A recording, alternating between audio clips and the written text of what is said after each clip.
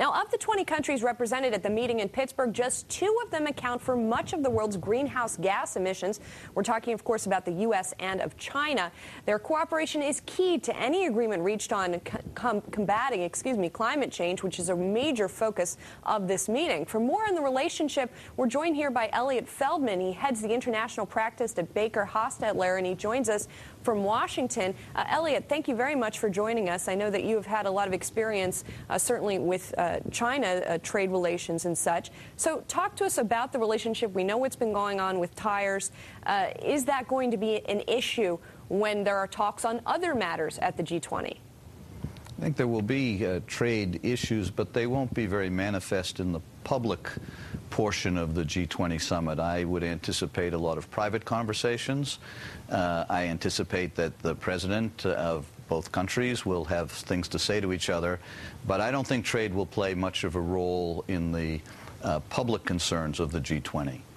Now, is President Obama going to have to smooth some ruffled feathers here, or what do you think his stance is going to be, especially given that we just yesterday had a court rebuffing the U.S. in the tire tariff case? Not in the tire case, a different tire case. That was off-the-road tires. It wasn't the commercial tires of which you're speaking. It was a different case. And it was the Court of International Trade. The safeguard action that the president took last week can't go to the Court of International Trade. So different forum, different set of issues. The president, I think, has a clear position. He says that the Chinese agreed to the safeguard provision in their accession protocol to the WTO, and all he's done is enforce it. Some economists have said that this is more than a mere enforcement, but that's not the president's view. And he's taken a position that's plainly consistent with expectations in Congress, in addition to which there were very high-level consultations between the Chinese government and the U.S. government and the president's advisors just before the president announced his decision. So to the extent that there are ruffled feathers, they've already been, in my view, probably addressed. The president wants this behind him. That's why he made the announcement as far out before the G20 summit as he could with respect to the legal deadline he had, a statutory deadline which required him to make a decision by the 17th of September. So he wanted it out of the picture, and I think, except privately perhaps, it is out of the picture. The Chinese are plainly distressed by it, but they can't be surprised by it, and they have to acknowledge that it's a provision of the law to which they had agreed.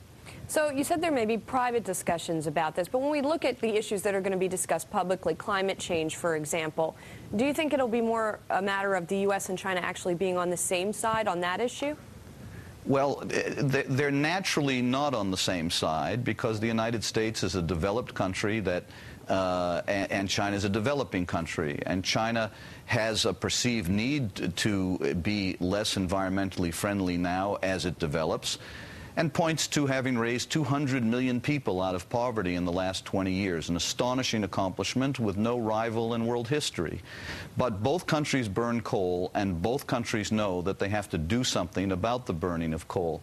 The Chinese initiated a couple of years ago discussions about technical and technological cooperation in which they hope that the United States and China together will develop an industry that will advance the world in solving the climate problem. The United States has begun to take up the Chinese on this idea, and it has enormous promise for cooperation. I think that's the likely path for the two countries to follow, where they can cooperate. But you won't hear numbers to which they will agree, caps and limitations, because that's impossible for the developing world to take on the same burden as the developed world. Okay. Elliott, unfortunately, we're out of time. Thanks for setting me straight on the tires. Elliott Feldman, partner at Baker Hostetler. We'll be right back.